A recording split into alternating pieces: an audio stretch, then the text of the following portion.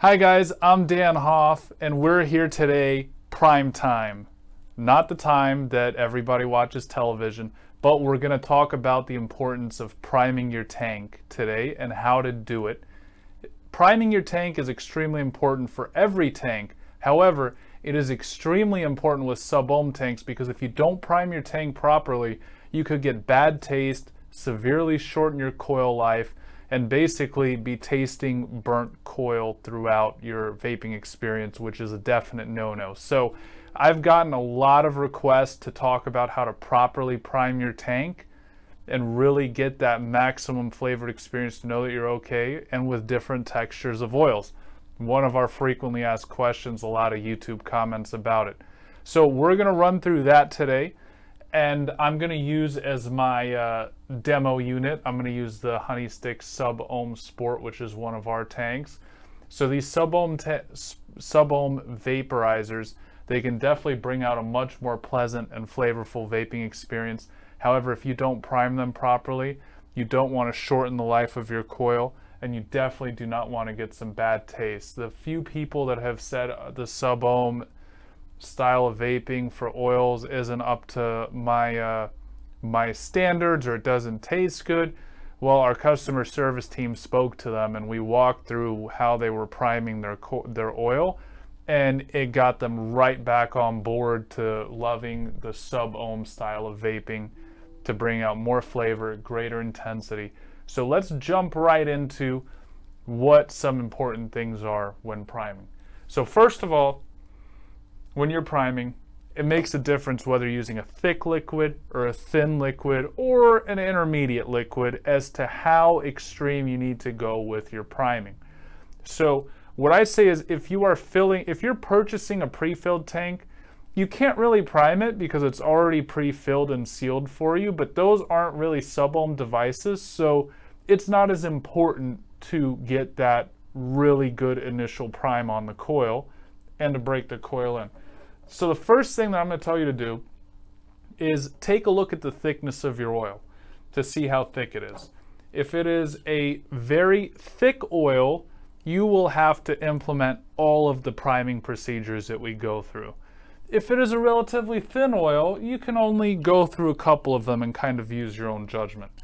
So the first thing we're going to do, once we've checked our oil viscosity, is we're going to open up our tank and see what type of orifice holes we're working with. Now the orifice holes are the inlet holes on your coil, as you can see right there. They go around the perimeter.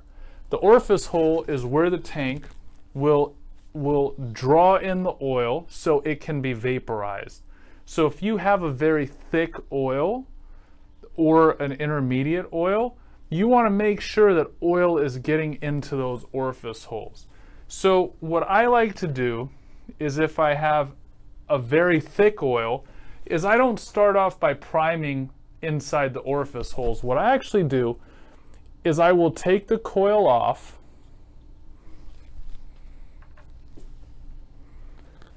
and directly prime a little drop or so right down inside to the main burning area right there, right down to the center coil. That's where the heater is. I will place a couple of drops right in there. Now, one question that I got a lot on YouTube, on our YouTube comments this week, was what should I use to prime? Should I use PG? Should I use VG? Should I use PEG? And you know, when it was really popular, when the sub-ohm oil vaping started taking off, a lot of people used a PG or a VG or a PEG or a PG-VG blend. You know, I will say that I have evolved and learned through a lot of our customer interactions that the less additives that you use to get what you want, the more you evolve into a purist, the better your natural taste is going to be of your extracts, and the better vaping experience you're going to get and really allow you to truly experience vaping. So I would say, even though PGs and VGs and PEGs are very easy and they will get the job of priming done with just a couple drops, this video is so we don't have to touch the PG, the PEGs, to prime, because it's going to affect your vaping experience and you're not going to be a purist. So some people have made suggestions to other viewers. You should use, you know, terpenes, like they sell different terpenes and things like that, which is a really good suggestion because they are extracted from the same plant. However, it might change the taste of whatever you're filling into the tank to not give you the full experience of whatever that blend is. However, that's definitely a very good suggestion, is to use, you know, the natural priming solutions like added terpenes. So I will, if the oil is very thick, I will actually take the coil apart and drop a couple drops inside the actual heater itself. If not, what I will do by taking our CBD Gold Line Tropicool 500 milligram, it's not that thick of a CBD, but it's definitely not just your standard liquid. So what I will do is I will take a very small drop and I will place a very small drop into each one of the orifice holes. There's 4 orifice holes, and I'm just going to work my way around. And I don't know if this is a good camera angle because I'm trying to see what I'm doing and not waste this CBD by getting it on my hand or down the coil stem here. So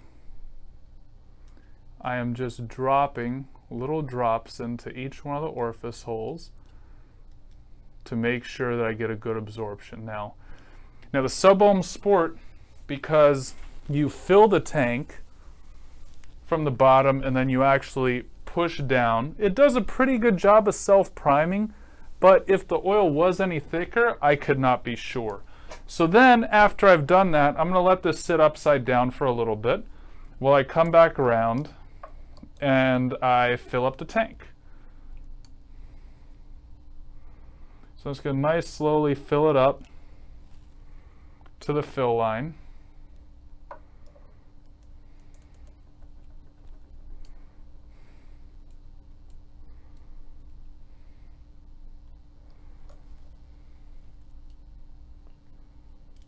Okay, we're right up to the fill line.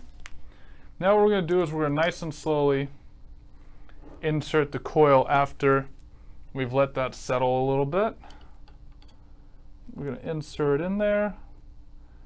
We're going to screw it on nice and tightly.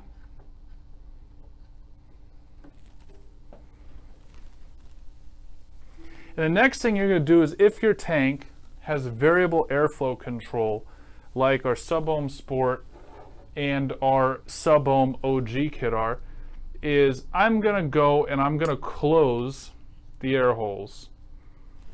Make sure that your air holes are closed, because this next thing we're going to do to prime the tank can only be done if your air holes are closed. So then what we're going to do, we'll reinsert the mouthpiece. And then you're going to have to be like going fishing. You're going to have to be a little bit patient. As I would give it, depending on the thickness of the oil, at the minimum 15 minutes to just sit and absorb and let it settle into the coil, and just absorb the blend. Let the tank get filled with the aroma of your extract. Then we have to go into actually staging the coil. Now, staging the coil is generally when you're filling up a tank for the very first time, that you want to make sure that that coil is broken in, because if you hit a coil with too much power that isn't primed and isn't broken in, you're not going to get a perfect taste.